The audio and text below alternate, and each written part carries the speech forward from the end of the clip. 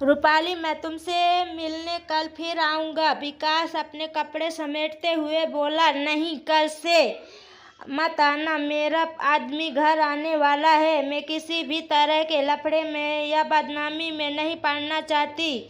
रूपाली विकास से बोली। अरे नहीं, सूरत इतना नज़दीक नहीं है। उसके आने में कम से कम 2-3 दिन तो लग ही जाएंगे। विकास रूपाली को अपनी बाहों में कसते हुए बोला। रूपाली बाँह छुड़ाकर बोली। 2 दिन ही पहले बता चुका है कि वह गाड़ी पकड़ चुका है। कल वह घर भी पहुंच जाएगा। विकास मासूम होता हुआ बोला। जैसी तेरी मर्जी। दिन में एक बार तुझे देखने जरूर आ जाया करूंगा, ठीक है? आ जाना। रूपाली हंसकर उससे बोली। विकास पीछे के दरवाजे से बाहर हो गया। अपने घर जाते समय विकास रूपाली के बारे में सब सोचने लगा जो रूपाली ने उसे बताया था। रूपाली के घर में सास ससुर और पति के अलावा कोई भी नहीं था। रूपाली का पति यश अक्सर काम के सिलसिले में गुजरात की कपड़ों मिल में जाया करता था। वह वहाँ तब से काम कर रहा है जब उसकी रूपाली से शादी भी नहीं हुई थी। यश को गुजरात में 3 महीने बीत गए थे। कस्बे में मेला लगने वाला था। रूपाली यश को फोन पर बोली। तुम घर पर नहीं हो। इस बार का मेला मैं किसके साथ देखने जाऊंगी? माँ पिता तो जा नहीं सकते। यश ने रूपाली को गांव की औरतों के साथ मेला देखने को कहा। यह सुनकर रूपाली का चेहरा खुशी से खिल उठा। एक रात गांव की कुछ औरतें समूह बनाकर मेला देखने जा रही थी। रूपाली भी उनके साथ हो ली। घर पर रखवाली के लिए सास ससुर तो थे ही। मेले में रंग बिरंगी सजावट, सख्त झूले और न जाने मनोरंजन के कितने साजो सामान थे। उन सबको निहारते रूपाली गांव की औरतों से बिछड़ गई। अब रूपाली घर कैसे जाएगी? वह डर गई थी। मेले से उसका मन उचटने लगा था। उसे घर की चिंता सताने लगी थी। उसने उन औरतों की बहुत खोजबीन की पर उनका पता नहीं चल पाया। रात गहराती जा रही थी। लोग धीरे धीरे अपने घरों को जाने लगे थे। रूपाली भी डरते डरते घर की ओर जाने वाले रास्ते पर चलती। रूपाली की शादी को अभी 2 ही साल हुए थे।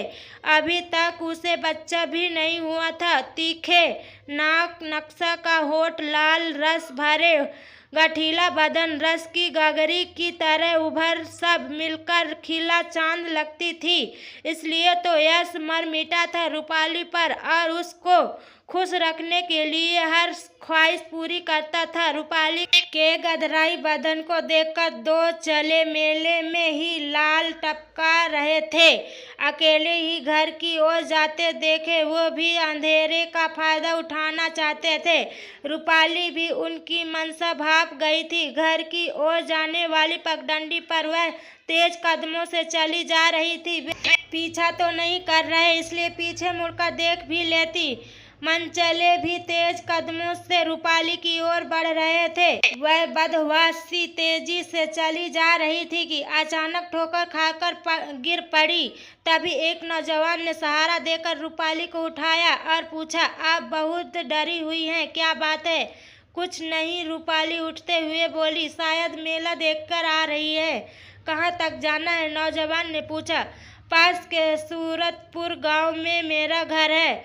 2 मनचले मेरा पीछा कर रहे हैं। जिन औरतों के साथ में आई थी वे पता नहीं कब घर चली गई, मुझे मालूम नहीं चला। बदहवासी रूपाली ने एक ही सांस में सारी बातें उस नौजवान से बोल दी। जिस नौजवान ने रूपाली को सहारा दिया उसका नाम विकास था। उसने पीछे मुड़कर देखा तो वहाँ कोई नहीं था। डरने की कोई बात नहीं है, मैं भी उसी गांव का हूँ। मैं आपको घर तक छोड़ दूंगा। रूपाली डर गई थी। डर के मारे वह विकास का हाथ पकड़कर चल रही थी। कभी कभार दोनों के शरीर भी एक दूसरे से टकरा जाते। कुछ ही देर बाद विकास ने रूपाली को उसके घर पहुंचा दिया। रूपाली ने शुक्रिया कहा और अगले दिन विकास से घर आने को बोली। विकास उसी दिन से रूपाली के घर आया करता था, उसे ढेर सारी बातें करता, मजाक मजाक में रूपाली को छूता भी था।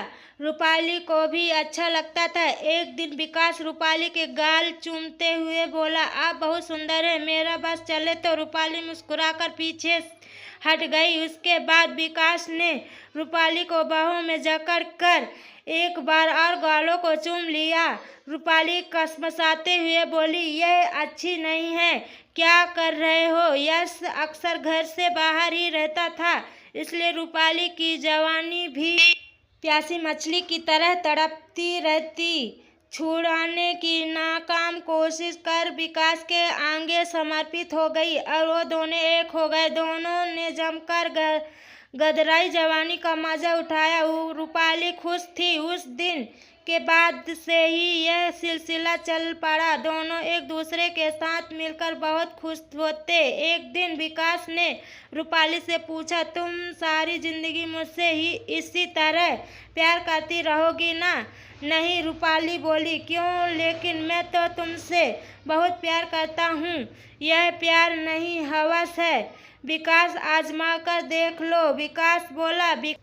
विकास, तुम अपने एहसान का बदला चुका रहे हो। जिस दिन मुझे लगेगा तुम्हारा एहसान पूरा हो चुका है, मैं तुमसे अलग हो जाऊंगी और तुम भी अपनी अलग ही दुनिया बसा लेना। रूपाली उसे समझाते हुए बोली। आज विकास को रूपाली की कही हुई हर बात जेहन में ताज़ा होने लगी थी कि कल यश के घर पहुंचते ही उस एहसान का कर्ज चुकता होने वाला है। तो दोस्तों, यह थी हमारी आज की छोटी सी कहानी।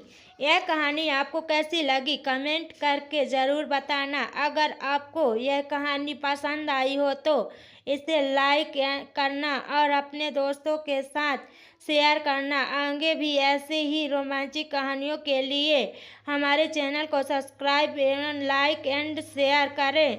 धन्यवाद।